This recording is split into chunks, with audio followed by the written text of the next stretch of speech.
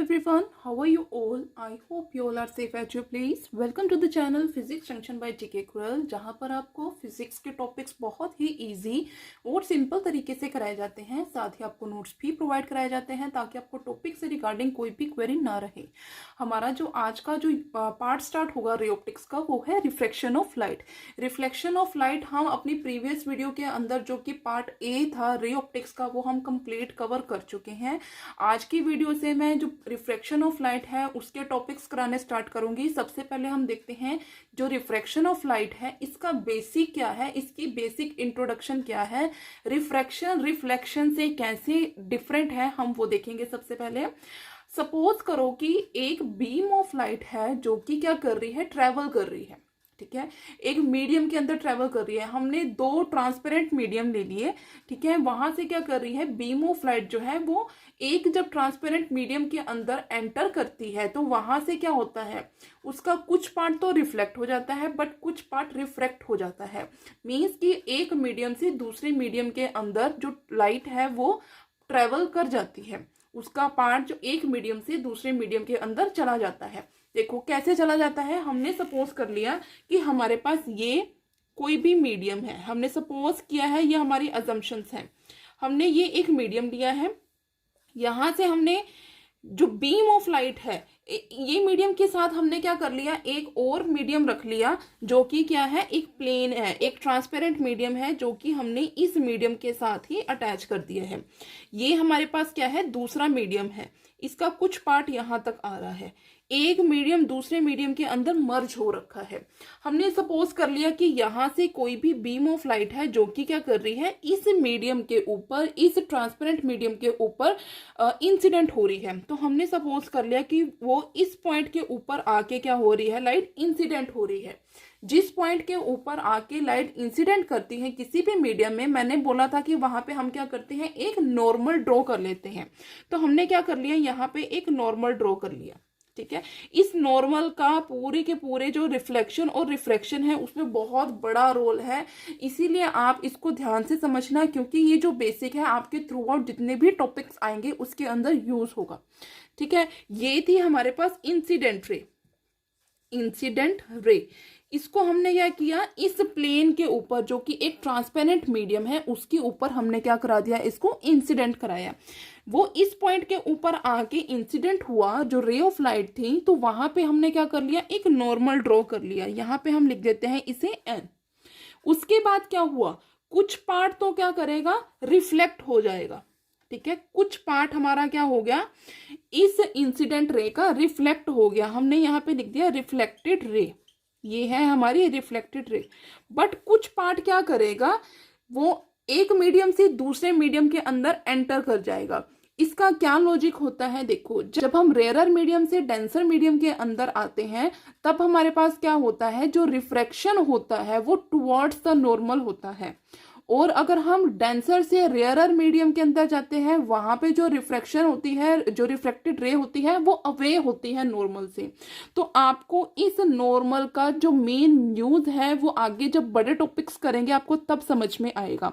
अब हमारे पास जो इंसिडेंट रे है वो कहाँ से कहाँ एंटर कर रही है, जो हमारी एयर होती है वो एक तरह से हमारा रेयरर मीडियम होता है, जो फ्री स्पेस होता है वो रेयरर मीडियम है।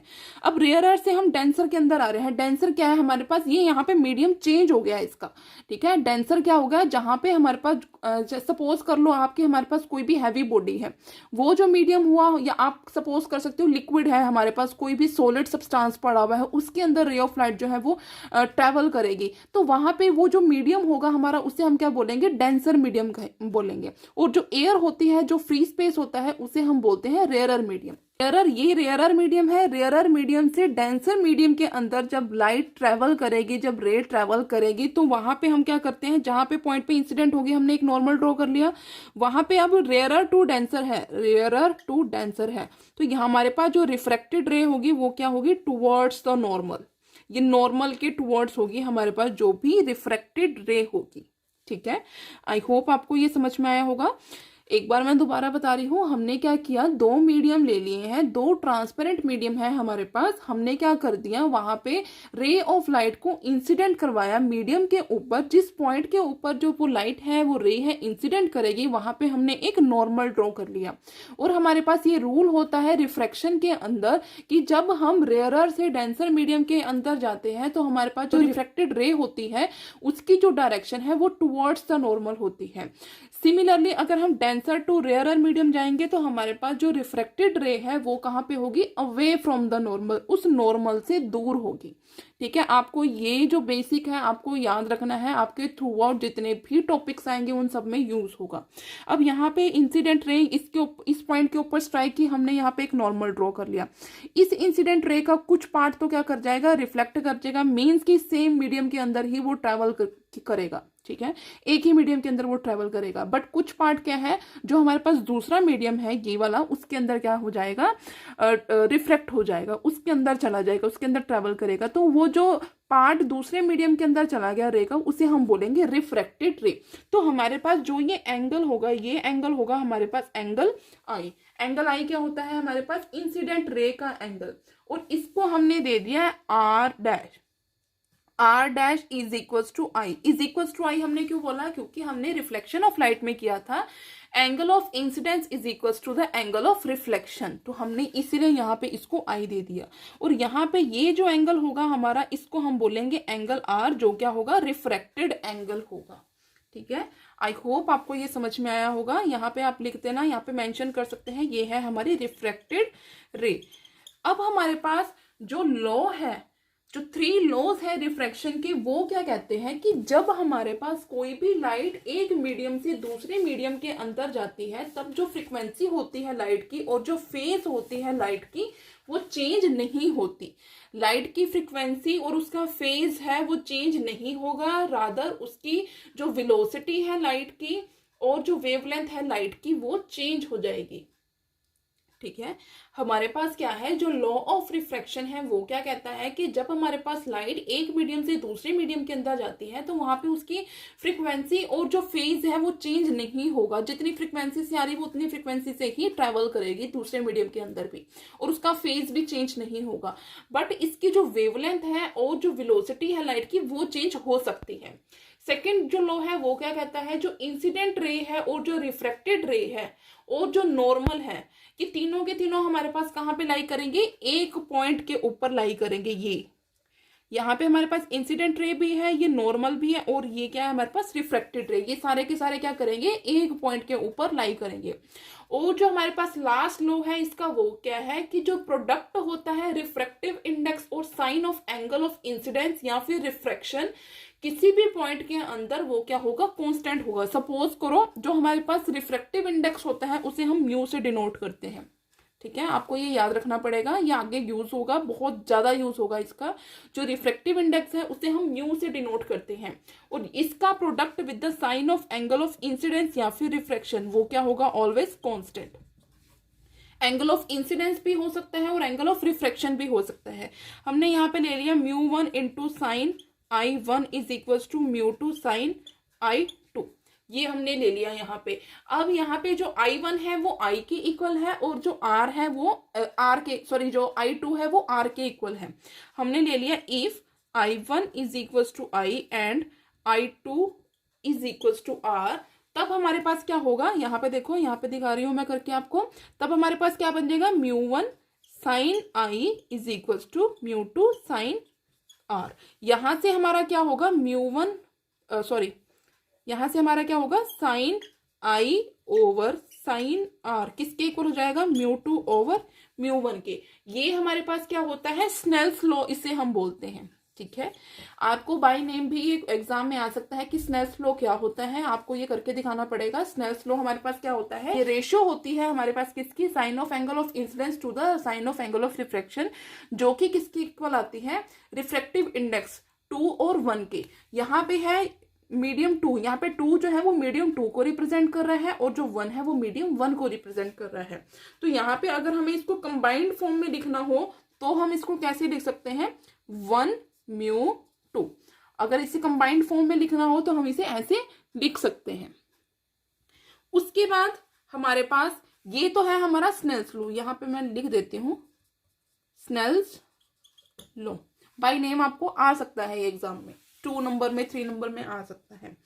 अब जो रिफ्रैक्टिव इंडेक्स होता है हमारे पास, ये क्या है, एक प्रॉपर्टी होती है किसी भी मीडियम की, जो क्या करता है, उसकी वैल्यू जो है डिपेंड करेगी किसके ऊपर, nature of the material of the medium and colour और वेवलेंथ ऑफ लाइट।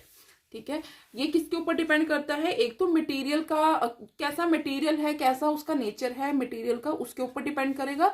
सेकेंडली वो किसके ऊपर डिपेंड करता है, जो वेवलेंथ है, जो लाइट इंसिडेंस हो रही है, उसका कलर क्या है। ठीक है, तो ये है हमारे पास refractive index.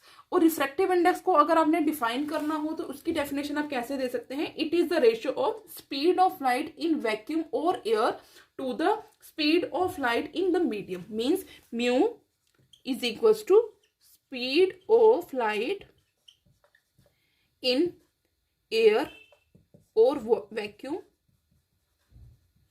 to the speed of light in medium।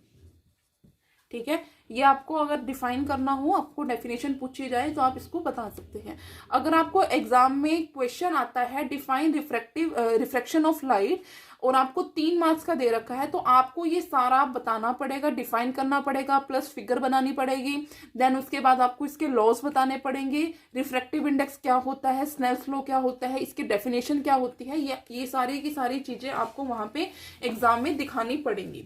अब अगर आपसे ये पूछा जाए कि रिफ्रैक्शन ऑफ लाइट का कॉज क्या है, ये क्यों होता है, रिफ्रैक्शन ऑफ लाइट क्यों होता है, किसकी वजह से होता है रिफ्रैक्शन, क्योंकि जब हम एक मीडियम से दूसरे मीडियम के अंदर हमारी जो लाइट वो ट्रेवल करती है, तब क्या होता है, उसके अंदर जो स्पीड है, जो हमने बोला कि वेलोसिटी का चेंज है, वो आ जाता है। ठीक है, वो एक मीडियम से दूसरे मीडियम के अंदर जब लाइट ट्रेवल करेगी तो वहां पे क्या आ जाता है, स्पीड ऑफ जो लाइट होती है वो क्या हो जाएगी, चेंज हो जाएगी। और जो लाइट है ट्रेवल करती है faster in the rarer medium as compare to that in the denser medium. Suppose करो हम एज अ ह्यूमन बीइंग में बात कर रही हूँ, हम लैंड के ऊपर इजीली चल सकते हैं, एक प्लेन लैंड है हमारी, उसके ऊपर हम इजीली चल सकते हैं। अगर हमें कोई ये बोले कि हमें वाटर के अंदर स्विमिंग करके बाहर निकलना है, तो वो हमारे लिए डिफिकल्ट होगा। तो यहाँ पे भी सेम लाइट का केस है कि जो लाइट होती है या रे होती है वो क्या होती है, रेयरर मीडियम के अंदर तो बहुत इजीली ट्रेवल कर जाती है, पर डेंसर मीडियम के अंदर उसको बहुत ही ज्यादा प्रॉब्लम होती है, या फिर हम ये बोल सकते हैं उसकी जो स्पीड है वो स्लो हो जाती है। ये इसका कोज होता है। कोज क्या था कि इसकी वेलोसिटी जो है वो चेंज हो जाती है जब हम एक मीडियम से दूसरे मीडियम के अंदर ट्रेवल करते हैं। तो ये था हमारा छोटा सा टॉपिक। और आपको इसमें एक चीज हमेशा याद रखनी है कि जब हम रेयरर से डेंसर मीडियम के अंदर जाएंगे तो हमारे पास जो रे ऑफ लाइट होती है वो रिफ्रैक्ट होती है टुवर्ड्स द नॉर्मल। अगर हम डेंसर टू रेयरर जाते हैं तब हमारे पास जो रे ऑफ लाइट है वो बेंड कर जाएगी, या फिर उसकी जो रिफ्रैक्शन है वो रिफ्रैक्ट कर जाएगी अवे फ्रॉम द नॉर्मल। आपको ये चीज याद रखनी है, क्योंकि ये थ्रू आउट एग्जाम्स में जो थ्रू आउट आपके जो भी टॉपिक्स हैं उसके अंदर ये यूज होगी। मैं बार बार इसीलिए बोल रही हूँ, क्योंकि अगर आप यहाँ पे इसको अच्छी तरह से समझ लेंगे तो आपको जो हम बड़े टॉपिक्स करेंगे उसमें कोई भी प्रॉब्लम नहीं होगी। So that was it for today's video. I hope ये वीडियो आपको अच्छी लगी होगी, आपको कराया हुआ समझ में आया होगा। अगर कहीं पे किसी को कोई डाउट होता है तो आप मुझे दोबारा कमेंट करके पूछ सकते हैं, मैं आपका हर एक डाउट क्लियर करूंगी। अगर आपको मेरी वीडियो अच्छी लगी हो तो मेरी वीडियो को लाइक करना, मेरे चैनल को सब्सक्राइब करना, ज़्यादा से ज़्यादा शेयर करना। Thanks for watching.